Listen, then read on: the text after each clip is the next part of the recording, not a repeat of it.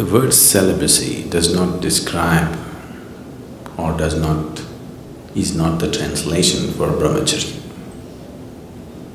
Brahmacharya means, Brahman means the ultimate, charya means the path.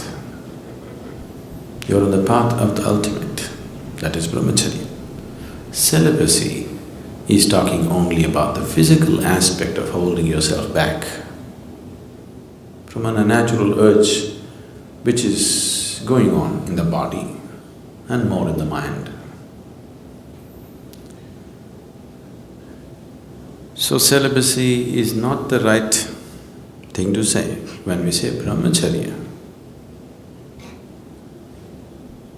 What it means is, you are working to organize your energies in such a way that your joy, your love, everything that you need is within yourself.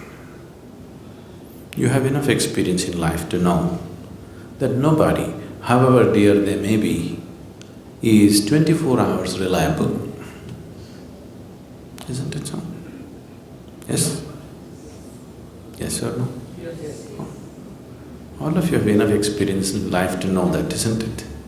However dear and wonderful they are, nobody in the world is reliable 24 hours of the time to maintain your love and joy, isn't it so? Yes. Have you realized that, or are you still hoping?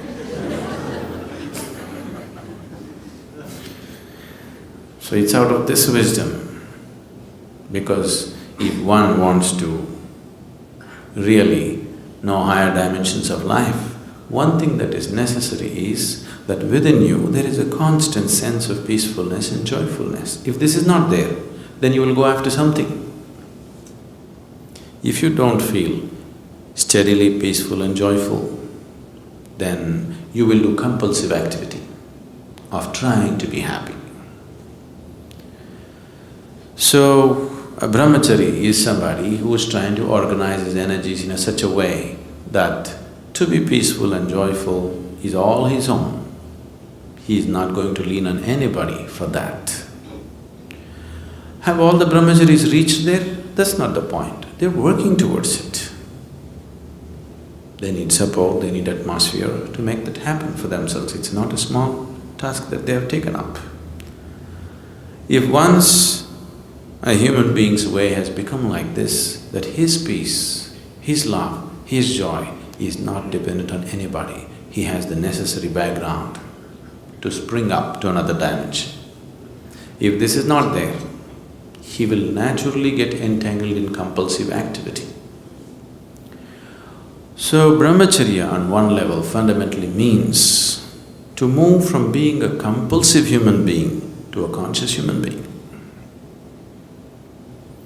You may decorate your compulsiveness with all kinds of romance around it, but do you see it's a compulsive behavior?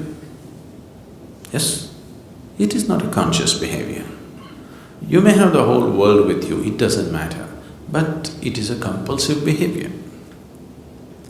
You can write poems about it, you can write great stories about it, you can make movies about it, but fundamentally it's a compulsive behavior which you're trying to clothe in so many beautiful clothes just to not face the reality.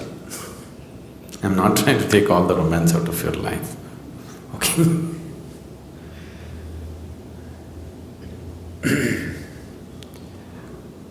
Once someone understands that if I'm involved in compulsive activity, I will never go where I want to go.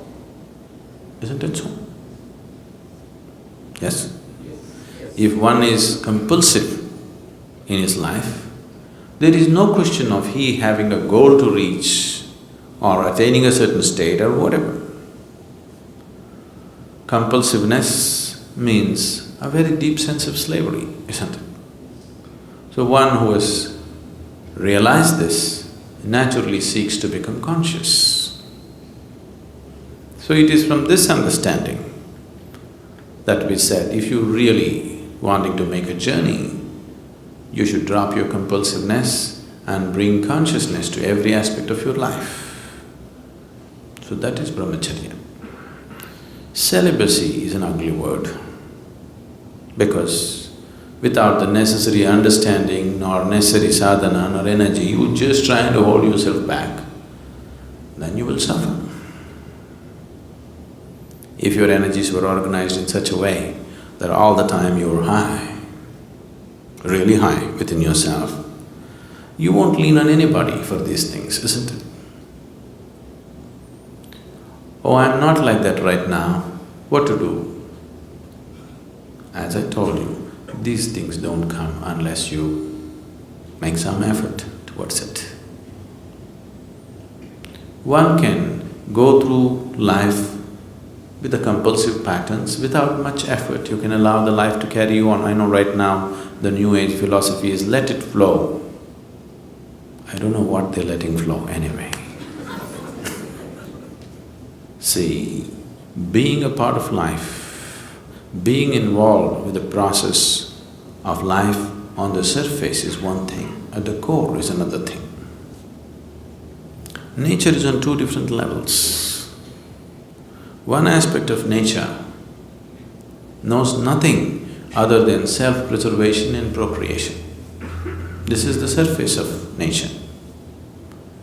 Your own nature if you take the nature of this body, it knows only self-preservation and procreation. It doesn't know anything else. So if you go by your physical nature, naturally this is all that you will do. Survival and procreation.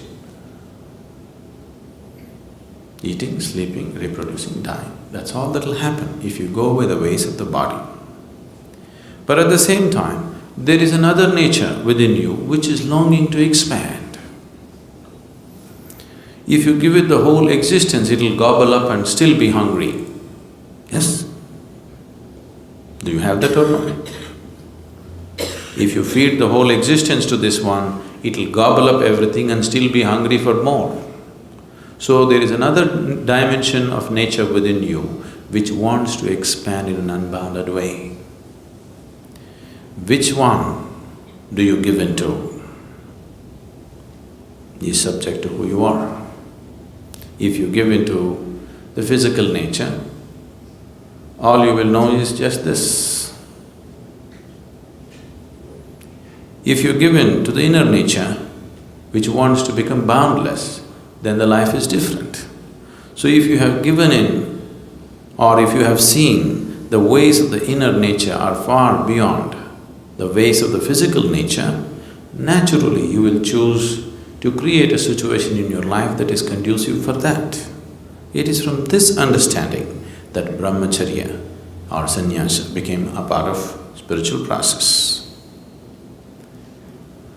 Celibacy is a Western idea that is just to imitate the yogis of the past. All these things have been picked up at random by people. If you are not aware of this, even 6,000 to 8,000 years ago, Indian yogis traveled all over Europe and Arabia. They established many things. Even when the Phoenicians were building things in Arabia, they were setting up their empire. Even then, the Indian architects, the Indian sculptors, the Indian elephants and the Indian yogis went. That's almost 5,000 to 6,000 years ago. If a team of elephants, laborers, sculptors, architects and yogis have to be there must have been a much longer association before that, isn't it? Suddenly one team won't end up there in those days. So wherever they went, they did create some awareness of what is the significance of their way of life. So people picked this up at random without the necessary understanding. That is how celibacy became a part of other cultures. What came from a very deep understanding, just the surface of it they took. That'll happen everywhere. See the yoga, right now yoga means just twisting your body, just the surface.